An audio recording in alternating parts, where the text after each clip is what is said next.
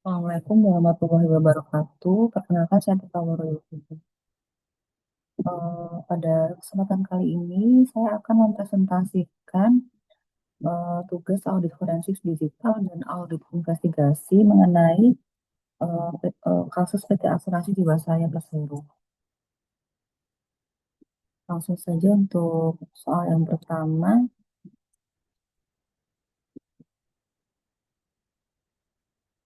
Profil singkat PT Asuransi Jiwasraya Persero adalah perusahaan asuransi milik negara atau BUMN yang berdiri sejak 31 Desember 1859, menjadikannya perusahaan asuransi jiwa tertua di Indonesia. Awalnya, perusahaan ini didirikan dengan nama Netherlands Indislevenseverenings and Levante Maatschappij atau NILLMIJ pada masa Hindia Belanda, kemudian dinasionalisasi oleh pemerintah Indonesia pada tahun 1960. Meskipun memiliki sejarah panjang, perusahaan ini menjadi pusat perhatian publik akibat skandal keuangan dan korupsi terbesar dalam sejarah asuransi Indonesia. Otoritas Jasa Keuangan atau OJK secara resmi telah mencabut izin usaha PT Asuransi Jiwasraya pada 16 Januari 2025. Dengan pencabutan ini, perusahaan dilarang melakukan seluruh kegiatan operasional dan saat ini tengah memasuki fase pembubaran serta proses likuidasi. Untuk soal yang kedua, indikasi awal dan langkah deteksi. Berikut adalah indikasi awal atau red flags fraud. Berdasarkan pola kasus Jiwasraya ada beberapa tanda peringatan yang seharusnya menjadi perhatian. Yang pertama, ketidakberesan dalam laporan keuangan. Beberapa indikasi awal yang terlihat dari laporan keuangan Jiwasraya antara lain opini audit tidak wajar, yaitu adanya opini disclaimer dari BPK dan opini adverse dari PwC yang menunjukkan ketidakberesan laporan keuangan. Lalu kesehatan keuangan memburuk. Analisis Altman Z-Score mengungkapkan kesehatan keuangan perusahaan sudah memburuk sejak tahun 2011, jauh sebelum kasus terungkap. Ada window dressing, di mana manajemen melakukan manipulasi portofolio aset pada 2008 untuk memperbaiki tampilan laporan keuangan yang buruk. Lalu yang keempat, rekayasa laporan keuangan. Perusahaan mencatat keuntungan semu dan menggelembungkan nilai aset untuk menciptakan ilusi kemampuan finansial. Untuk indikasi yang kedua, praktik investasi berisiko dan tidak wajar. Adanya investasi pada saham gorengan atau saham lapis kedua dan ketiga, atau saham yang berkinerja buruk sebelum akhir kuartal 2019 untuk dijual kembali pada awal 2020, yang merupakan indikasi manipulasi pasar.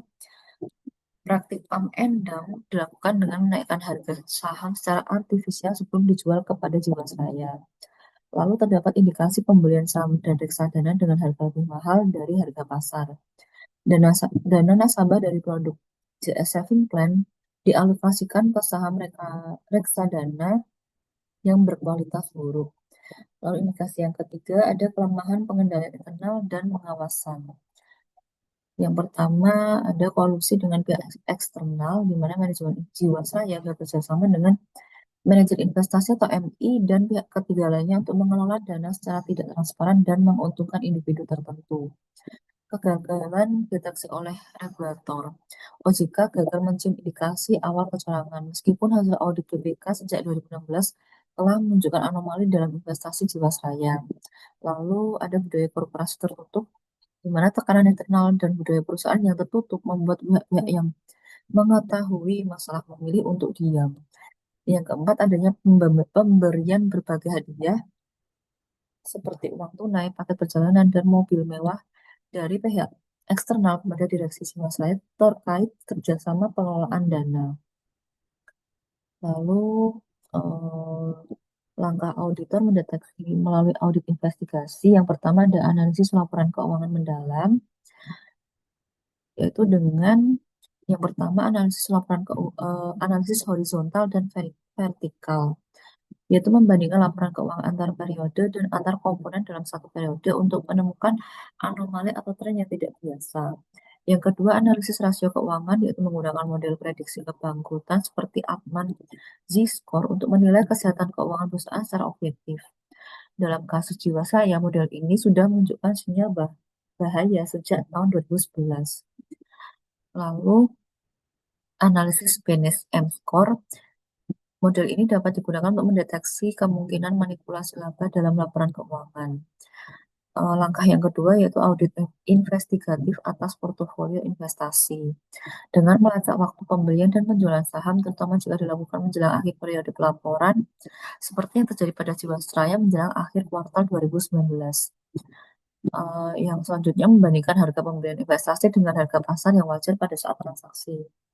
Lalu yang terakhir, mengidentifikasi hubungan antara manajemen Jiwasraya, manajer investasi, dan perusahaan-perusahaan tempat dana diinvestasikan. Dalam kasus ini, dana dialirkan ke perusahaan yang terafiliasi dengan Heru Hidayat dan Beni Cokro Saputro. Langkah ketiga, analisis data forensik.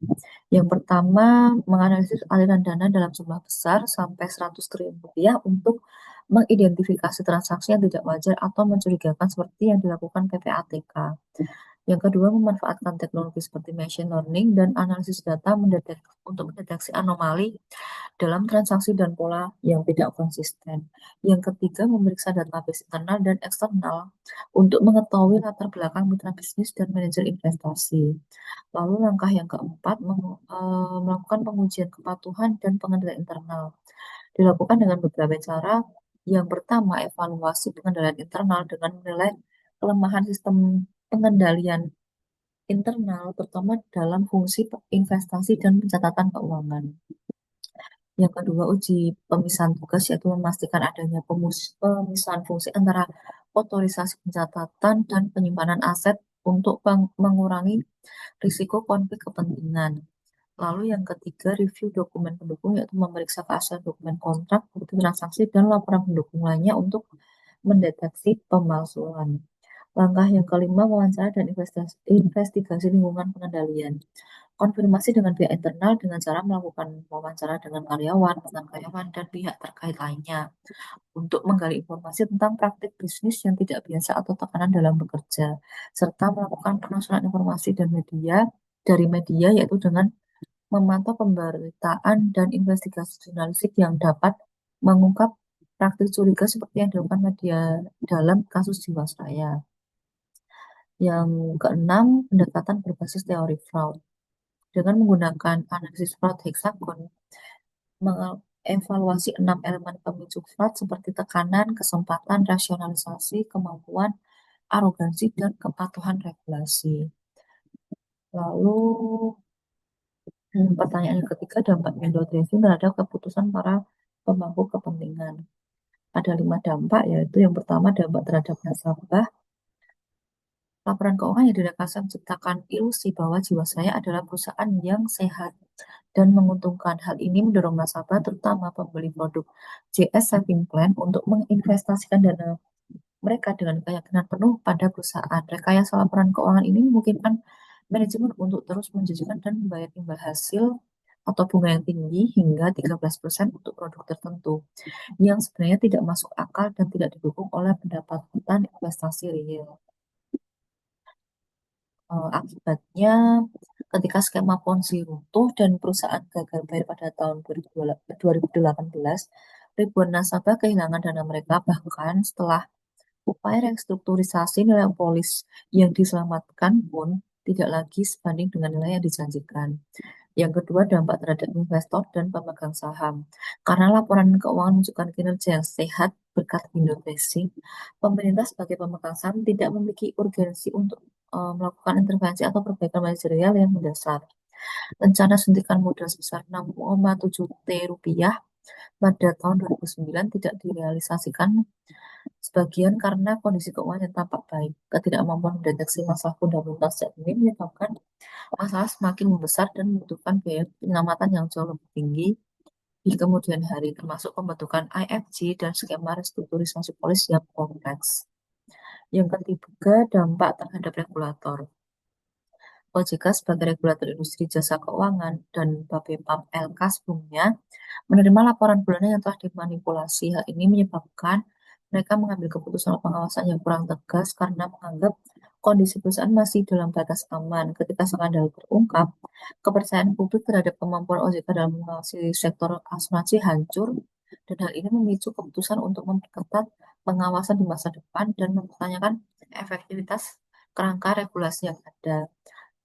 Yang keempat, dampak terhadap manajemen perusahaan. Ironisnya, manajemen justru menggunakan window dressing sebagai dasar untuk mempertahankan keputusan dan posisi mereka.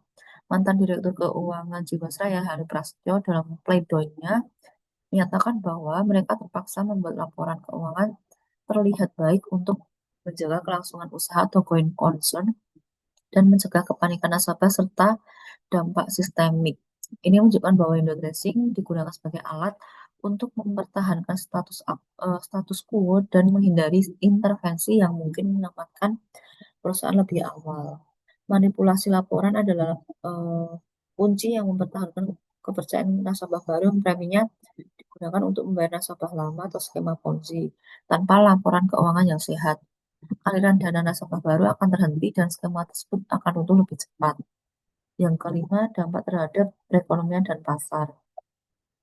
Gagal bayar Jiwasraya menciptakan tekanan likuiditas dan risiko sistematik di sektor keuangan. Keputusan untuk tidak membiarkan perusahaan bangkrut diambil pemerintah justru karena besarnya dampak ekonomi, sosial, dan politik yang akan ditimbulkan. Kasus ini juga menghancurkan reputasi industri asuransi nasional. Calon nasabah menjadi lebih skeptis dan hati-hati dalam memilih produk asuransi yang pada gilirannya mempengaruhi pertumbuhan industri secara keseluruhan. Pertanyaan yang keempat, langkah-langkah strategis auditor dalam mengidentifikasi skema Ponzi. Yang pertama ada analisis sumber pendapatan versus pembayaran imbal hasil. Auditor akan menemukan bahwa perusahaan bayar dividen atau bunga kepada nasabah lama menggunakan dana dari premi nasabah baru, bukan dari hasil investasi seperti dividen saham atau bunga obligasi. Auditor memeriksa akun cash flow from operations. Jika arus kas operasional negatif, tetapi perusahaan terus membayar imbal hasil yang tinggi, ini adalah indikator utama Ponzi. Lalu langkah yang kedua, pengusuran aset quality. Dalam kasus Jiwasraya, aset yang dilaporkan seringkali berupa saham gorengan atau reksadana berkualitas rendah yang harganya dimanipulasi. Langkah auditor antara lain melakukan penilaian uang terhadap portofolio investasi. Auditor akan membandingkan nilai buku di laporan keuangan dengan harga pasar wajar atau mark to market. Jika ada selisih besar antara nilai yang dilaporkan dengan nilai pasar asli, itu berarti perusahaan yang ditutupi lubang keuangan atau kerugian agar skema tetap berjalan. Langkah yang selanjutnya melakukan follow the money. Auditor melacak aliran dana keluar. Apakah dana tersebut benar-benar dilakukan aset produktif atau justru mengalir ke rekening pribadi, perusahaan cangkang, atau kembali ke nasabah lama. Auditor menggunakan link analisis untuk melihat hubungan tersembunyi antara manajemen perusahaan dengan manajer investasi yang mengelola dana tersebut. Seringkali ditemukan kolusi di mana MI membantu menyamarkan kerugian investasi. Langkah yang keempat, evaluasi rasio pertumbuhan nasabah baru. Auditor akan melihat korelasi antara kampanye pemasaran yang agresif dengan kewajiban membayar klaim yang jatuh tempo. Jika perusahaan sangat gencar mencari nasabah baru tepat saat banyak polis lama jatuh tempo, itu menunjukkan adanya tekanan likuiditas yang ditutupi oleh uang baru. Yang kelima, verifikasi keberadaan aset secara fisik atau digital.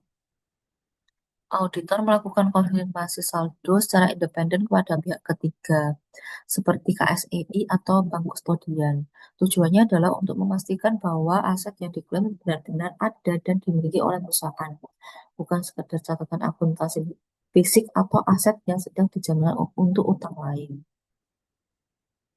Soal yang kelima, alasan mengapa polisi mempersulit audit dan strategi untuk membongkarnya. Yang pertama, mengapa polisi mempersulit audit? Alasannya yang pertama, konfirmasi eksternal yang tidak valid. Biasanya auditor mengandalkan konfirmasi pihak ketiga sebagai bukti yang paling kuat. Namun dalam kasus kolusi, MI akan memberikan konfirmasi palsu yang memvalidasi angka-angka manipulatif dari manajemen perusahaan. Nah, aliran dana ini dibungkus dalam bentuk produk keuangan resmi seperti RDPT atau kontrak pengelolaan dana. Di atas kertas, transaksi ini memiliki kontrak dan payung hukum, padahal isinya adalah aset busuk. Data-data penting seringkali tidak disimpan di server perusahaan, melainkan sistem pihak eksternal. Auditor internal atau eh, regulator seringkali kesulitan mengakses data MI tanpa surat perintah hukum yang kuat. Lalu penggunaan perusahaan cangkang, kolaborator eksternal sering menggunakan perusahaan perantara untuk memutar dana berkali-kali atau circular trading sehingga asal-usul dana menjadi kabur. Lalu alasan yang kedua, transaksi yang tampak sah.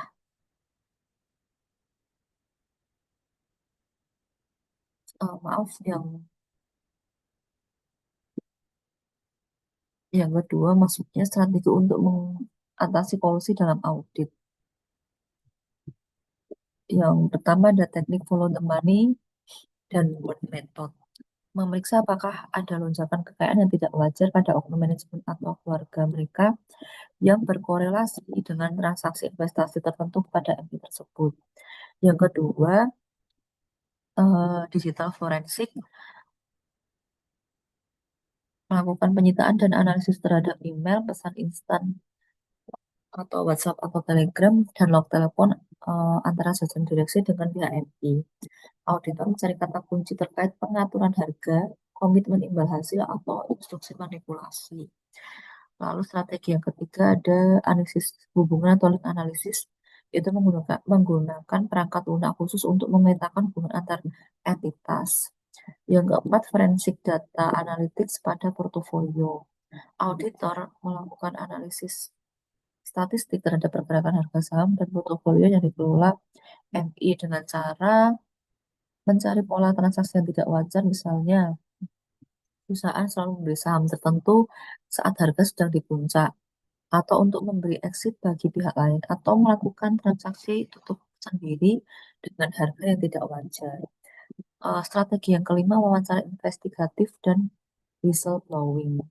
Memberikan tekanan atau tawaran kerjasama kepada staf level bawah di bagian operasional MI atau bagian keuangan perusahaan.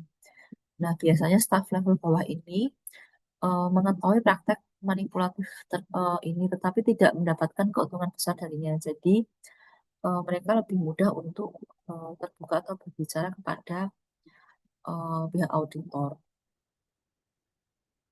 Lalu soal yang keenam, teknik yang digunakan dalam pelacakan alur dana dalam investigasi saham gorengan.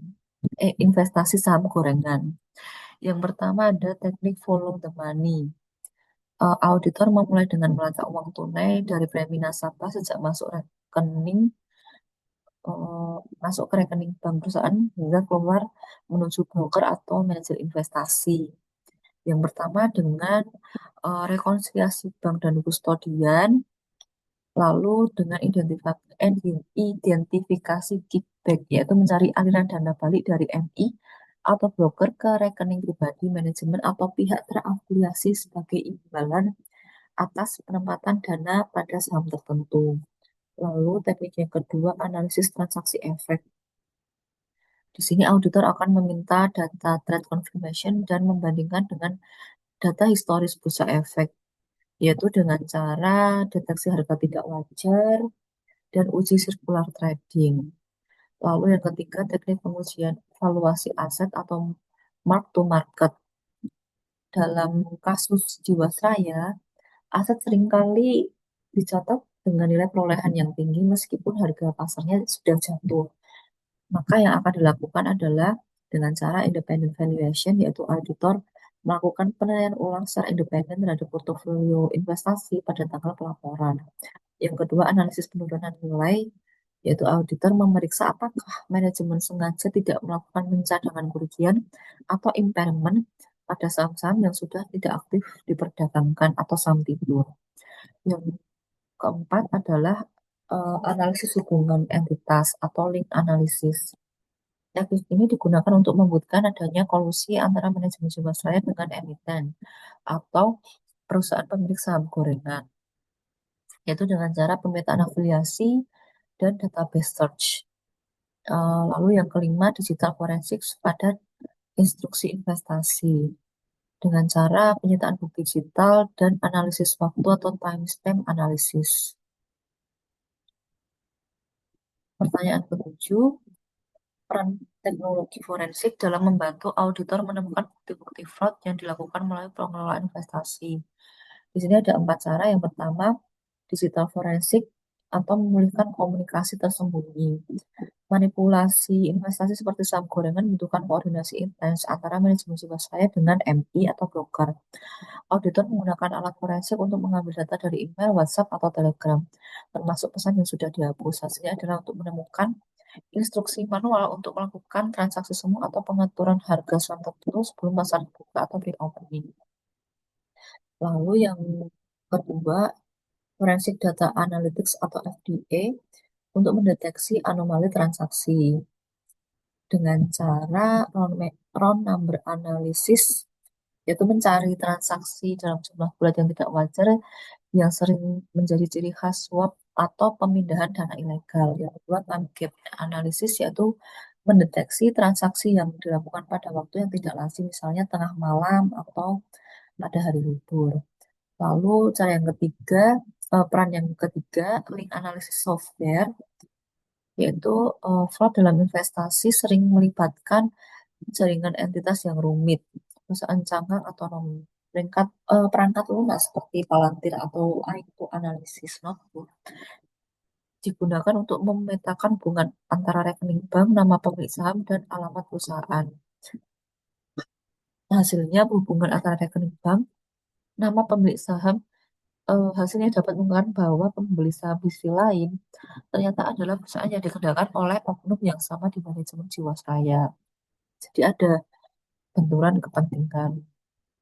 Lalu yang keempat, Computer Assisted Audit Technique. Teknik ini membantu auditor menguji integritas sistem akuntansi perusahaan. Perannya adalah untuk memastikan apakah ada backdoor dalam sistem yang memungkinkan seseorang mengubah nilai aset tanpa meninggalkan jejak di buku sesuai standar. Hasilnya dapat mendeteksi praktik window dressing di mana nilai portofolio diubah secara digital sesaat sebelum laporan keuangan dicetak. Selanjutnya, pertanyaan yang kedelapan, langkah respon profesional yang harus diambil auditor. Yang pertama, penilaian materialitas dan dampak. Auditor harus menentukan apakah ketidaksesuaian tersebut merupakan kesalahan tidak disengaja atau error, atau tindakan disengaja untuk menyesatkan atau fraud, karena melibatkan penyembunyian kerugian dalam jumlah triliunan dan manipulasi nilai aset ini dikategorikan sebagai misstatement material yang disebabkan oleh kecurangan. Yang kedua, komunikasi dengan pihak yang bertanggung jawab atas tata kelola atau TCWG. Auditor memiliki kewajiban untuk segera melaporkan temuan tersebut pada komite audit dan dewan komisaris. Auditor harus memaparkan bukti-bukti window dressing dan meminta penjelasan manajemen. Jika auditor mencurigai bahwa dewan komisaris atau manajemen puncak terlibat, auditor harus mencari jalur pelaporan yang lebih tinggi atau langsung ke otoritas pengawas. Yang ketiga, modifikasi opini audit. Dalam kasus separah Jiwasraya ini hanya adalah opini tidak wajar. Auditor menyatakan bahwa laporan keuangan secara keseluruhan tidak menyajikan posisi keuangan secara wajar. Atau yang kedua, pernyataan tidak memberikan pendapat atau disclaimer of opinion. Jika auditor dihalangi untuk mendapatkan bukti yang cukup, misalnya akses ke data investasi yang ditutup, auditor harus menyatakan tidak memberikan pendapat. Langkah yang selanjutnya, kewajiban pelaporan kepada regulator atau OJK. Dalam sektor jasa keuangan seperti asuransi, auditor memiliki kewajiban hukum untuk melapor kepada OJK. Auditor harus melaporkan temuan fraud yang membahayakan keberlangsungan perusahaan atau merugikan nasabah tanpa harus menunggu proses audit selesai jika risikonya bersifat sistemik. Yang kelima, pertimbangan untuk mengundurkan diri atau withdrawal. Jika integritas manajemen sangat diragukan dan auditor merasa nama baik kantor akuntannya dipertaruhkan, auditor dapat memutuskan untuk menarik diri dari penugasan. Auditor harus mendokumentasikan semua komunikasi dan bukti yang ditemukan sebagai perlindungan hukum jika di kemudian hari terjadi tuntutan hukum. Yang keenam, prosedur audit investigatif tambahan. Jika auditor memutuskan untuk tetap melanjutkan, mereka harus mengubah sifat saat dan luas prosedur audit menjadi lebih investigatif. Selanjutnya, pertanyaan ke-9, langkah-langkah yang dapat dilakukan auditor untuk menghitung dan memastikan besaran kerugian akibat fraud. Yang pertama, eh, penentuan metode penghitungan kerugian. Auditor harus memilih metode yang paling sesuai dengan karakteristik kasusnya. Dalam kasus Jiwasraya, metode yang umum digunakan adalah total loss, net loss, dan opportunity cost. Lalu langkah selanjutnya adalah rekonstruksi portofolio investasi. Auditor membangun kembali riwayat investasi perusahaan dari nol dengan cara inventarisasi aset, yaitu mendata seluruh saham dan reksadana yang dibeli menggunakan dana nasabah. Yang kedua, verifikasi harga perolehan, yaitu mencatat berapa uang kas yang benar-benar keluar saat pembelian. Yang ketiga, analisis harga pasar atau mark to market dengan menentukan nilai aset tersebut pada titik waktu tertentu. Selisih antara harga beli yang digoreng dengan harga pasar yang asli inilah yang menjadi komponen kerugian. Lalu langkah yang ketiga, penelusuran aliran dana atau follow the money. Auditor harus memastikan bahwa uang tersebut tidak hanya turun nilai, tetapi ada yang mengalir ke pihak yang tidak berhak. Lalu yang keempat, verifikasi bukti kepemilikan dan eksistensi. Auditor melakukan konfirmasi kepada pihak ketiga yang independen untuk memastikan angka bukan sekedar catatan fiktif.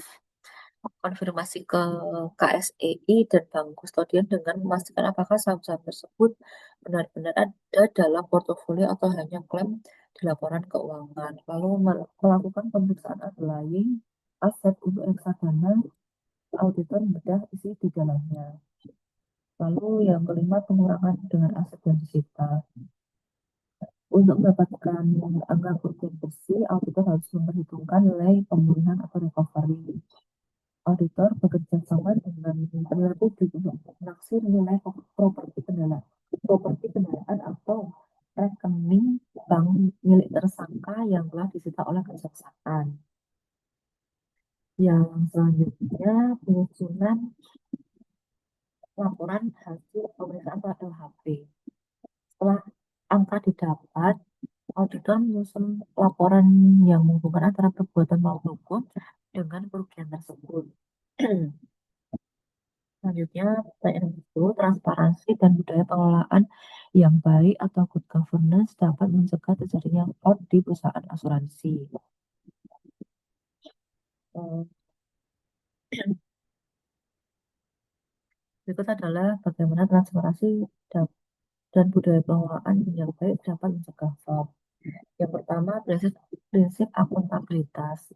GVG yang kuat memastikan tidak ada kekuasaan absolut pada satu individu atau divisi. Dalam investasi harus ada pemisahan yang jelas antara pihak yang memutuskan investasi, pihak yang melakukan transaksi, dan pihak yang melakukan penilaian risiko. Kolusi terjadi karena fungsi pengawasan internal dilewati. Dengan akuntabilitas yang ketat, setiap keputusan investasi pada saham berisiko tinggi akan terdeteksi oleh visi manajemen risiko sejak awal. Yang kedua, prinsip transparansi. Transparansi menuntut perusahaan untuk mengungkap kondisi keuangan dan penempatan dana secara akurat kepada pemangku kepentingan. Dengan transparansi, nasabah dan regulator dapat melihat secara real time atau berkala di mana uang mereka ditempatkan. Nah, yang ketiga, prinsip independensi. GJK memastikan bahwa setiap keputusan diambil demi kepentingan perusahaan dan nasabah, bukan kepentingan pribadi manajemen atau pihak ketiga. Kebijakan COI atau conflict of interest yang tegas mewajibkan pejabat perusahaan melaporkan hubungan mereka dengan MI atau emiten tertentu. Kolusi dengan MI eksternal terjadi karena adanya motif pribadi. Budaya toksik akan menutup celah main mata antara pengelola dana dan makelar saham. Lalu yang keempat, tone, tone at the top atau budaya etika dari pimpinan.